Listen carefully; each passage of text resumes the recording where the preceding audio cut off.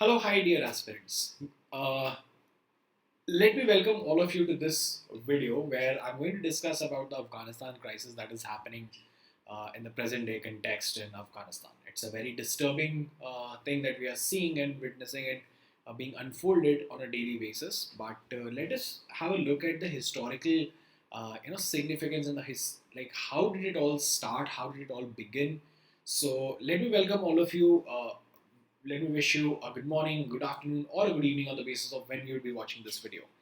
I am Vaibhav Prakash, National Law University Raji alumnus of 2016, and have been training students since my final year of law school. And by now, I have trained more than 2,000 plus students for law entrance examination. And in today's session, we are going to discuss the Afghanistan crisis. Now, if we look at the historical background of this entire situation, uh, so we know or we are hearing that Taliban has captured over Kabul and has captured over all of Afghanistan. What is Taliban actually? So Taliban, the meaning of this word is students in Pashtun language. It's a predominantly Pashtun Islamic fundamentalist group that has ruled Afghanistan from 1996 to 2001.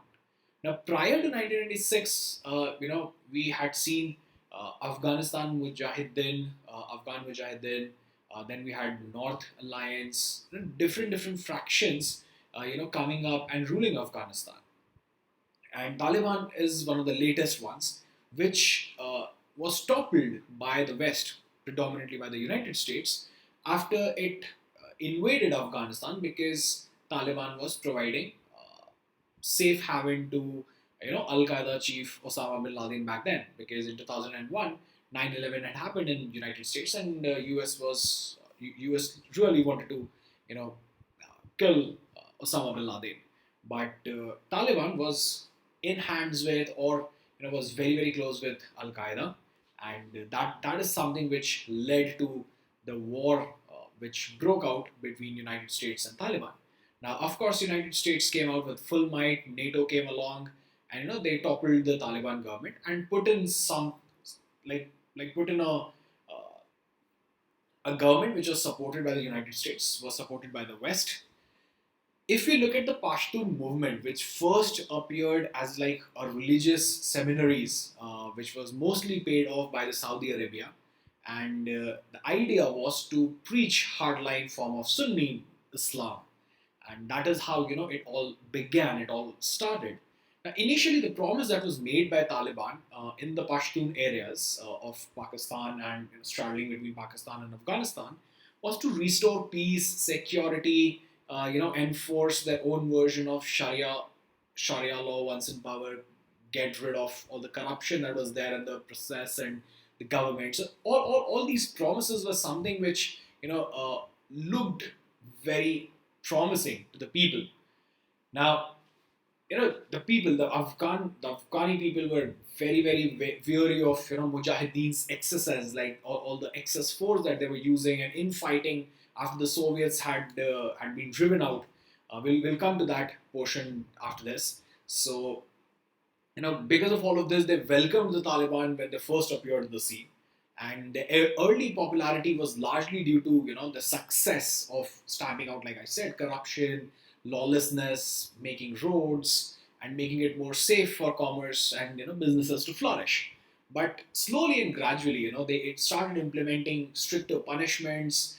They're very strict interpretation of Islamic law, the Sharia law, and like for example, public prosecutions of convicted murderers, adulterers, amputations of people found guilty of theft, beheading. All of these, like men were supposed to grow beard, and women had to wear all covering burqa, and all of this. So slowly and gradually, the culture started seeing a tectonic shift, and that is where people people did not really like what they had once thought of as a good alternative. Uh, Taliban also banned television, music, cinema, and disapproved girls aged 10 and above to go to school, and they were accused of various human rights and cultural abuses gradually. Now, if we look at the entire historical significance of the Taliban issue, or the Afghanistan crisis issue, It all began in 1979, and when Soviet Union occupied Afghanistan. So in 1979 December, Moscow invaded so like invaded Afghanistan, which was supported by a communist regime to support a communist regime, and Afghan Mujahideen resisted this, backed by the West, and Soviet and United States, the capitalist countries, did not see eye to eye back then, and this entire war went on for like almost a decade. Soviet Union left, there was disintegration, and they went back. There was a civil war that broke out, killing almost a lakh of population in 2 years, and then the Taliban movement propped up with some external support of Pakistan. Then 1996 to 2001, there was the Taliban rule. 2001, United States intervened because, like I said, Al Qaeda and Taliban were like very closely in hands, and Osama bin Laden was being given shelter by Afghanistan back then, and United States had to just intervene and throw out and weed out the Taliban government back then. 2004 to 2014 came as like the Karzai era. He became the first Afghanistan, he won the first Afghanistan presidential election based on universal suffrage, based on voting rights that were given to the Afghani people. Then he was re-elected in 2009, but then there were a lot of controversies regarding that. Since 2014 to 2016, United States decided to, extract itself back. NATO handed over the powers to the Afghan military and the police, and they started slowly and gradually. They started backing out. It was a time when United States had also Barack Obama as the president, so he was a little slow, and he understood the implications of a complete overhaul and taking out of the entire military, the U.S. military from Afghanistan would have created a big time issue. So he slowed down that entire process and said that let us take some time and let us see and then take a call gradually. In 2017, when Donald Trump was the president of the United States, he plugged or he pulled out all these timetable of pulling out, and actually sent more like like more military people, more military personals of United States into Taliban, like Afghanistan. I'm sorry, and and there were severe attacks on Afghanistan, like Afghan forces. While US was helping them out with airstrikes. In 2020, actually, or rather between 2014 to 2020, there was a Muri talks that happened in Pakistan in 2015, when there was a peace deal being tried to broker in between Taliban and the Afghan government, but that talks actually failed. It was hosted by Pakistan and Muri, and but that talks actually failed.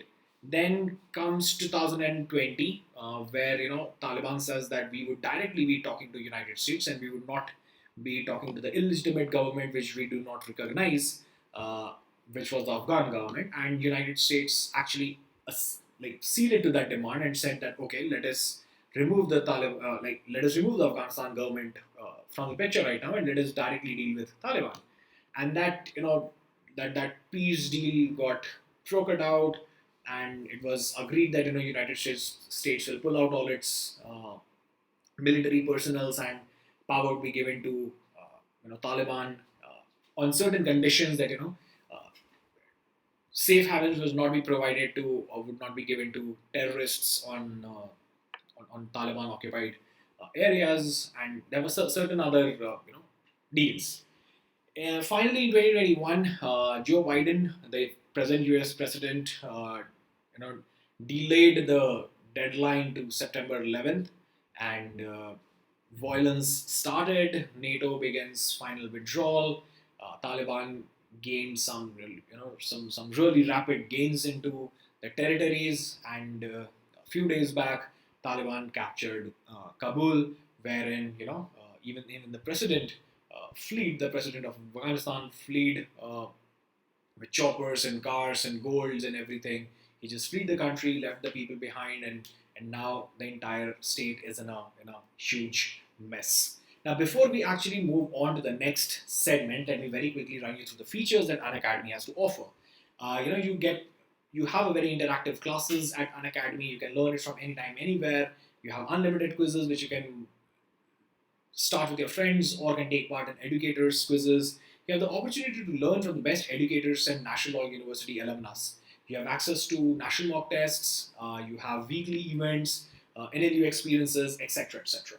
Now, if you decide to join a particular batch at Unacademy, where you would be provided a proper structure, timetable, and educators who would be teaching you. One of the batches has started from 16th August. It is a one-year batch for CLAT 2022 called as Legal Affairs. Then you have a Champions batch which will be starting from 18th of August, which is again a one-year batch. And you have a Law Spectre, which is a two-year comprehensive batch for CLAT 2023. You will find all the details about the batches in the description of this video, and you can just have a look at it. Most importantly, when you decide to go ahead with going for a plus subscription, don't forget to use my referral code, which is VAI10. VAI stands for the first three initials of my name, which is Vaibhav, and 10 is the 10% discount that you get on any of the courses that you purchase at Unacademy. Like I said, you have a live quiz feature that you can take part in, either the quizzes that are being conducted by the educators, or even you can launch your own quiz with your friends. We have a feature called as Bugs Bounty, where we allow you to report any inappropriate content that you find in the video, and you can use the form in the description to fill it out. You get tests every week, every single day of the week, from Monday to Friday. You get access to different tests. You'll be solving around 160 questions, and this is something which is open for everyone. Once you purchase a subscription, you get access to the mock tests and GK Current Affairs Compendium and other more sectional tests, but these are something which are open for everyone. Alright, now coming to the present day situation. Now, this 2020 agreement that we were talking about addressed four issues. One was reducing violence. Second was withdrawing foreign troops. Third was Afghanistan negotiations between the government and the Taliban.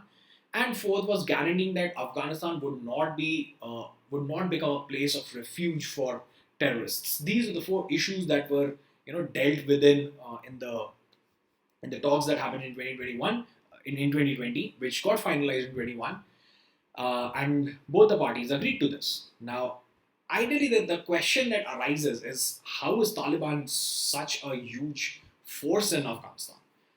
And the answer to it is very simple. It earns millions of dollars from opium and poppy cultivation and the illegal drug trade that Taliban does, which further creates a problem for the peace processes. Now, certain analysts have also or rather think or have predicted that Taliban leadership is not going to abide by the peace deal any which way.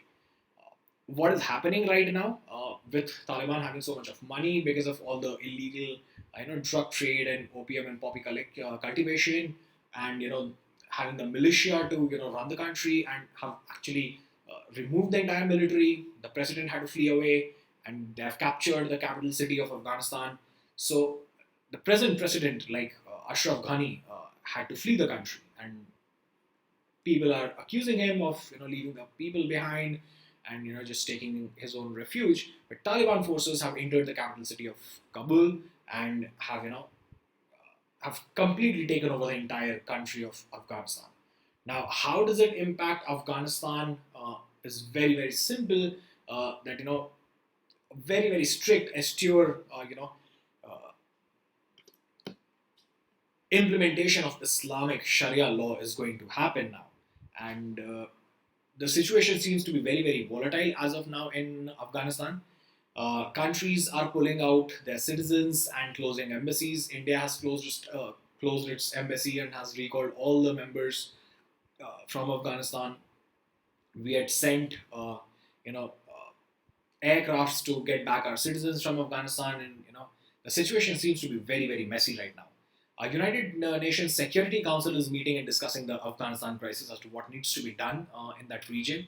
And then there was a Troika Plus meeting at Doha between Russia, US, China, and Pakistan, because this 2020 deal also that happened, the 2020 deal which got materialized also happened in Doha itself. 2015 Muri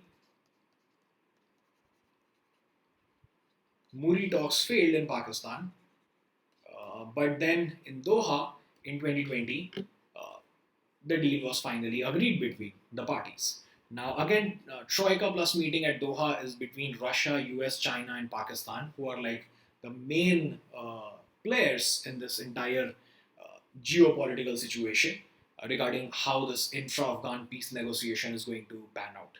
Now, if you look at the leadership structure of Taliban as of this moment, then we have Mavlavi Hibatullah Akhundzada, who is the leader, the main Amir, who's called as he's the former Taliban Chief Justice. Then you have a political deputy in Mullah Abdul Ghani Baradar. Then you have a deputy in Mullah Muhammad Yaqub. Then you have a deputy in Sirajuddin Haqqani. Then you have a senior judge, Mullah Abdul Hakim. You have leadership council, Rahbari Shura. And then you have different commissions like military, intelligence, political, economic, and 13 other different commissions. The political office is going to be in Doha, which is Taliban's international representation dealing with the peace negotiations. So this is how the situation has panned out, and the situation really is very volatile right now in Afghanistan. People want to come back. Countries are closing down their embassies. They are taking, and ideally there are like only 4 countries in the world that recognize Taliban as the legitimate, government or legitimate. Actually, the legitimate government of Afghanistan, Pakistan being one. Apart from these 4 countries, nobody actually recognizes Taliban as the in the United Nations. I'm talking about they don't recognize Taliban as a legitimate as the legitimate government. So this is all about the present day Afghanistan crisis that is happening. Don't forget to join in Unacademy special classes where it becomes very interactive. Polls are there. We take quizzes, learn, and you get to download the lecture notes and you can attend it anytime, anywhere. Don't forget to subscribe to Unacademy Law YouTube channel. Don't forget to comment on the video, and do share this video, and do like the videos and leave your feedback. Also, don't forget to join Unacademy Law Telegram channel. This is where all the educators keep posting the different sessions that they are taking with respect to your CLAT law entrance exam preparation purposes. So thank you so much for watching. Do like, share, and subscribe this video. Thank you for watching. This is Vaibhav Prakash signing off. Goodbye.